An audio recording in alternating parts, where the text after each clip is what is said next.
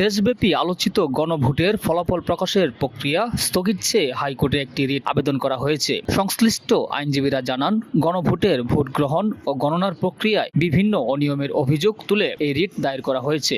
এই নির্বাচন এবং এর ফলাফল এটা বাতিলযোগ্য। এটা বর্তমানে প্রচলিত যে সংবিধান, সেই সংবিধান অনুযায়ী হতে পারে না। সুপ্রিম লকে উনি কোনোভাবেই ভায়োলেট করতে পারেন না। রিটে বলা হয়েছে, কয়েকটি কেন্দ্রে ভোট গ্রহণের সময় নির্ধারিত নিয়ম অনুসরণ করা হয়নি এবং ফলাফল প্রস্তুতের ক্ষেত্রে স্বচ্ছতার ঘাটতি ছিল। আবেদনকারীরা দাবি করেছেন, এসব অভিযোগ তদন্ত না করে ফলাফল ঘোষণা করা হলে তা সংবিধান ও গণতান্ত্রিক চর্চার পরিপন্থী হবে। আইনজীবীরা আদালতের কাছে গণভোটের ফলাফল প্রকাশ সাময়িকভাবে স্থগিত রাখার নির্দেশনা চেয়েছেন।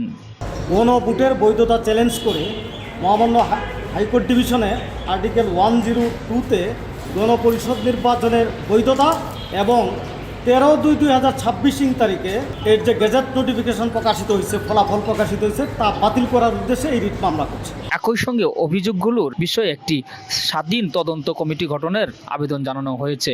অন্যদিকে নির্বাচন সংশ্লিষ্ট কর্তৃপক্ষ বলছে, গণভোট সুষ্ঠু ও শান্তিপূর্ণভাবে সম্পন্ন হয়েছে। তারা দাবি করেছেন, নির্ধারিত বিধি অনুযায়ী ভোট গ্রহণ ও গণনা সম্পন্ন হয়েছে এবং ফলাফল ঘোষণার প্রস্তুতিও চলছে। এ বিষয়ে হাইকোর্ট শুনানির দিন নির্ধারণ করতে পারেন বলে জানা গেছে। আদালতের সিদ্ধান্তের পরেই এখন নির্ভর করছে গণভোটের ফলাফল প্রকাশের ভবিষ্যৎ। রাজনৈতিক বিশ্লেষকরা বলছেন, আদালতের নির্দেশনা দেশের রাজনৈতিক পরিস্থিতিতে গুরুত্বপূর্ণ প্রভাব ফেলতে পারে।